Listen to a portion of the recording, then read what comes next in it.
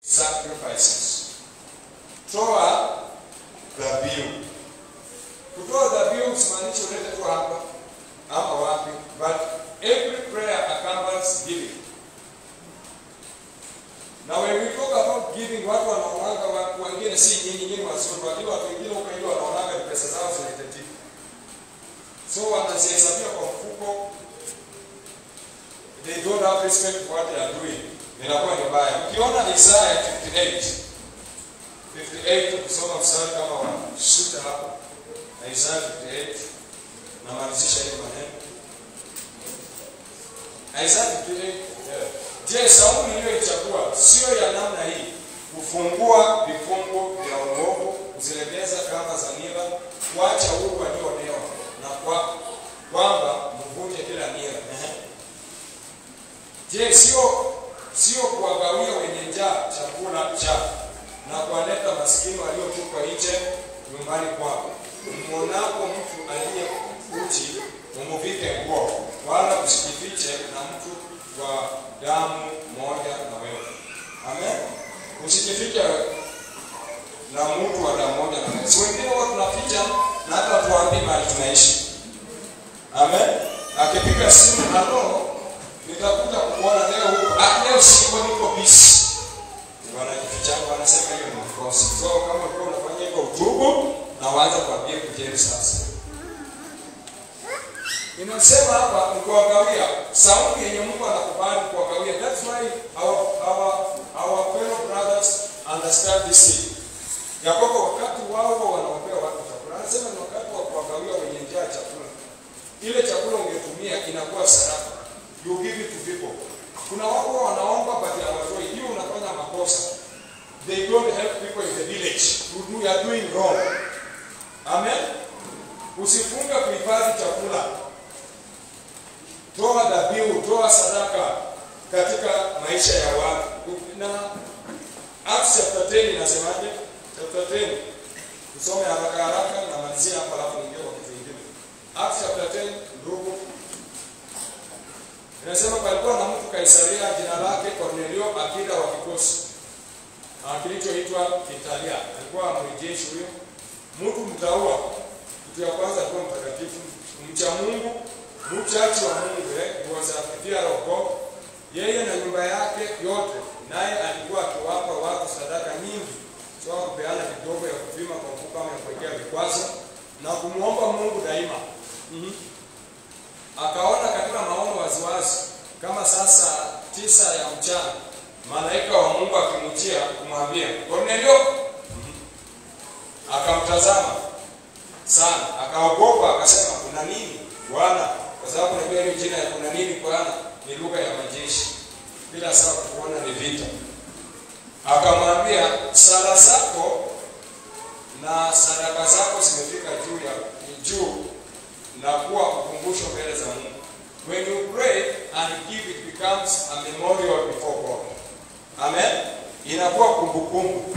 So kwa wakati wa kufunga na kuomba, epukako tuna tabia zingine zenye umezoea kufanya. Sawa. Epukako tuna tabia zingine umezoea kufanya. Acha uchoyo.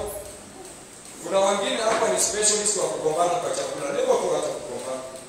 Watu wa kule kwa skin. Hello. Unajua uchumi ni mbaya. Uchumi si hapa. Pea watu sadaka, itakuwa ukumbusho. Na inapokuwa ukumbusho inamaanisha kwamba Mungu atakukumbuka. Amen. So jifunze kutenda mema so that you should not fast and get zero. Kwamba atoa sadaka. So sadaka huwa inakuwa kumbukumbu mbele za Mungu. Na unaweza toa sadaka na usiombe pia ni makosa. Unaweza omba pia usitoe sadaka pia ni makosa. Make sure ya kwamba you give people alms. Hawa watu wakifungwa wanatoa alms. So tunataka uweze kukamnataka kitu kufanye better than them. Na huyu anasema toa sadaka nyingi. So be a blessing to people and also give wisely. Amen. Unaweza pia watu kwa kulingana na kupatia chakula kama unayo, kama una pesa. Leo kwa kumkaribu kwa mtu. Ambie jirani yako kwa mkaribu kwa mtu ni kwa muda mdogo. Mwangalie sura inakaa kama unamkwaza. Mwambie kwa Mungu wa mkaribu kwa Mungu.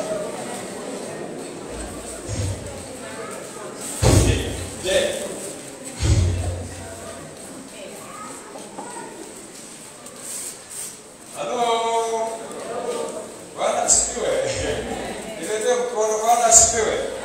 Nimekukuza mahali hapa kuziki. I've touched you a place that is not touchable.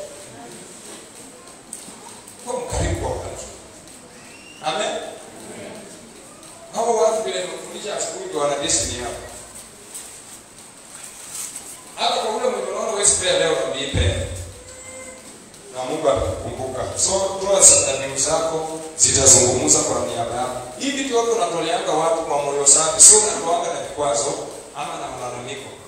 It will one day God will remember it for you. And when you remember, you will remember you. Amen. Na atakufungua, na atakutoa mahali ulipo, na atakubariki. Amen. So wacha kukulia vitu kwa mfuko. Amen. Wacha kulia wapi? Wale wa mfuko, wanafunzi, unanunua mandazi, unaenda nayo unakula kwa mfuko. Wanafunzi, mwalimu anafundisha na wewe unafungua hoteli kwa shule. Class. Na wale wenye wanaenda nyumbani wakishakula kwa meza, wanaingia hoteli namba 2 kwa bedroom yao. Wanasema taa, wanajifunika blanketi, wanafungua mashine. Haleluya. Bwana Yesu asifiwe. Nataka nikiongea mambo ya kufunga nimefurahi.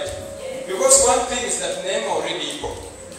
After you can sense it, you can feel it. Amen. And you can enjoy it. Kuja hapa mapema. Sasa tunakuja saa 9:30. Wewe unaambia Mungu nipeleka nafasi. Kuja hapo unaambia vitu vyako umeandika, unaambia Mungu hivyo, tukikuja tunamjia msikia tunapata fire. Kufika jioni unaona actually hata unaweza sema kama Mungu amekujibu. Amen. And that is my prayer to each and every one of us. Amen. Ukisha maliza kufungua, unafungua gradually. Kama umefunga siku nyingi, fungua gradually. Ndio unaweza kuwa na hamu ya chakula. Wacha niendelee kutumia kama mama kanisa. Unaweza kuwa hiyo mkate. Hiyo mkate umeikosa kwa siku 21. Usitoke tu hapa ukaambia either Griffin au baba yetu ama Sophie ama Eliza. Ambia tu pitieni hapo wapi? Asupa roba maisha mati. Chukueni 10. Baada toka kuweka unakula ukiona. Uko shua iko hapa. Amen. Kwa pia usikuwa mlafi. Gradually. Because unajua tumbo yako iko imezoea intake kidogo. Usipasue matumbo tulaze. Kula pole. Hata ukiona umeweka hapo mingi na ukiona you cannot control yourself. Na wamekuwekea mbele yako toka enda tembea. Because automatically ukionana you know what will follow. Hallelujah. Unajua nini itafuata? Na you can use watermelon for long. Watermelon has many water and sugar. Hii wakati wako iko ni wakati wa kutumia watermelon mingi. Pia itakusaidia kiafya na mwili. Kufunga hiyo itakusaidia tu kwa maombi kiroho, lakini hata katika mwili inaondoa toxic substances kwa mwili. Toxic ile vitu ambayo ni sumu kwa mwili wako, so inapata nafasi ya kutoka. Amen. Nataka tufanye hivi, nimeongelea mambo ya kufunga, weka mikono yako kwa kifua. Jehova Mungu na kubariki na tangaza ulinzi wako juu ya watu wako. Hii neema ishuke juu yao kwa siku zote ambao watafunga, wako ukuu wako uwe juu ya maisha yao. Kwa jina la Yesu tumeomba na kuamini. Amen. Nataka mnisaidie hivi.